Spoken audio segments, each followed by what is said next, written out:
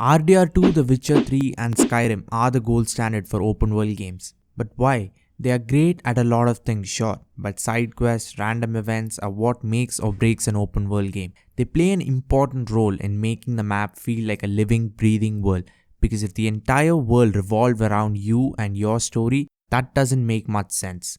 These little missions can be the difference between a game world that feels immersive as opposed to barren or empty. Developers can go overboard with them as well. Ubisoft are notorious for making clustered maps with icons everywhere. Sure, there are a million things to do, but if each mission doesn't feel unique, you won't play through them unless you're going for a particular achievement. Quantity over quality doesn't work in most cases, but here not only does it not improve the experience, it actually diminishes it. Games that are known for side activities rarely flaunt them or shove them in your face. They are scattered around the map in places you wouldn't expect them. Most of them so much so that you wouldn't run into them on your first or even second playthrough. These hidden gems that developers have clearly put a lot of effort into are missed by most unless you explore every nook and corner. Even then, some quests require a particular sequence or you have to start them at a particular time. Running into them is our reward for exploring endlessly. If you put icons all over the map, that defeats the whole purpose of exploration. In most games, you know there's nothing in a certain part of the map for a fact. If there's no icon, there's nothing, but in a game like Skyrim, you never know. Even after a decade, people go back because of how explorable the world is. Even players who have spent thousands of hours with the game will admit they haven't seen everything it offers. Bethesda are masters in this aspect. They have pulled it off countless times. Even in their weaker releases, this part of the game is still great. From Oblivion to New Vegas to Skyrim to even Fallout 4.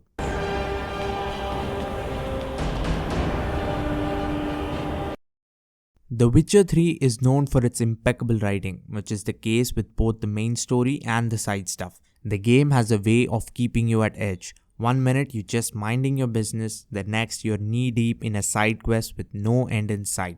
The storytelling is great, every side quest is unique. From finding frying pans to fighting flying lizards, the game has it all. The quest with the other Witcher from the cat school, for example. It's simple yet so well done that it remains memorable. It's not like the game has 1, 2 or 3 of them either. The ginormous map is littered with these all throughout. The great thing about being a somewhat grounded high fantasy is there's room for so many things you can do. From fairly grounded stuff like finding someone's family member on a battlefield to super fantasy adventures like going through a magical cave, solving ancient riddles, and finding enchanted weapons.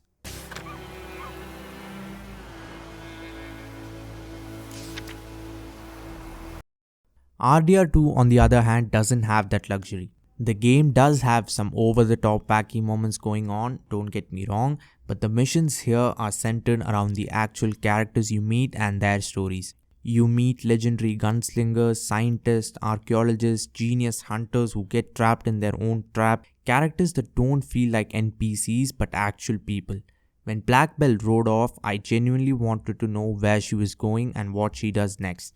In Rockstar games, there's always the sense that the world revolves around you. But the world of RDR2 doesn't feel that way at all. Every character goes about their day, their own day cycles, and characters you meet on your way aren't there to just progress your story. If Rockstar had any weakness in their way of making game worlds, this was it. They had decent storytelling in the main thing, but random encounters or side missions weren't up to par, at least up until RDR2, where they have improved tenfold from a GTA 5 or RDR1. RDR2 fixes all those problems with side quests, in my opinion. Which of these games do it best? How am I going to choose? I'm going to look at how engaging they are, the variety, the characters you meet, and the overall story. So first up, for me The Witcher 3 has a greater variety. I would say it's exactly between Skyrim and RDR2, so the game dips its toe in both ends. Even if you put them into broad categories, there's monster hunts, investigations, random events, purely conversational or story-based quests, tournaments, fist fighting, horse races, and there's Gwent. Even if you play everything the game offers, there's little chance of it getting stale. Even simple duels have layers to them. You meet a wannabe knight in Velen early on in the game, and dozens of hours later you meet him again just outside Novigrad. As I said earlier, the writing is impeccable. Characters are almost always interesting and you do some pretty fun things. So it's safe to say the game is great at storytelling. Is it better than the other two? That's tough to say. Listen, guessing you carry those swords for more than show. Come with me. Keep the ghouls off. Help me find Bastion and I'll pay you well. Fine, I'll help you. Just been a few days since the battle. Chances we find your brother alive are slim. Very slim. I would have thought, but I want to find his body at least. So Bastion don't rot there in the sun with the black ones. Meet me on the hill overlooking the battlefield. We'll move on together from... The main plot in RDR2 remains somewhat serious throughout, but most things outside the main story is where Rockstar have experimented. Some are hilarious, some are bizarre, some are downright stupid. Stupid good, but stupid. If you feel kind of bored with the story, riding with your gang to shootouts can start to tire you towards the end.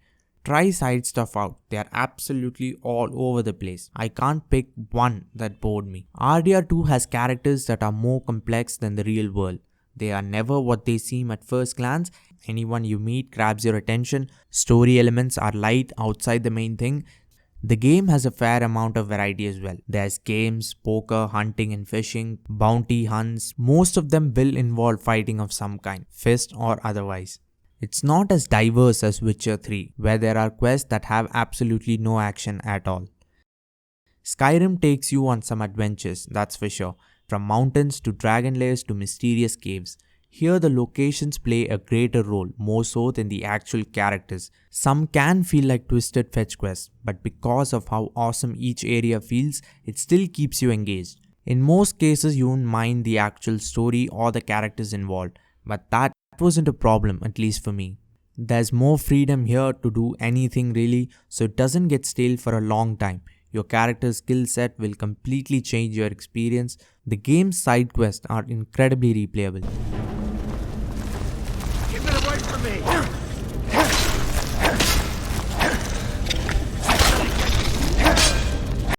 Which game has the better side missions? The Witcher 3 for me. It has so many things going on and almost everything is of the highest quality. They aren't as replayable as Skyrim or don't have characters as interesting as RDR2.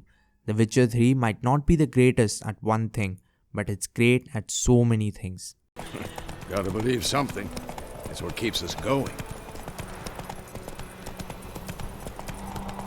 Well, that's the end of that. Subscribe to the channel if you like this one and want to catch future videos. Like, share and comment. It really helps out a lot. Thanks for watching and have a great day wherever you are. Loyal. So I'll ask again, Greymane or Battleborn?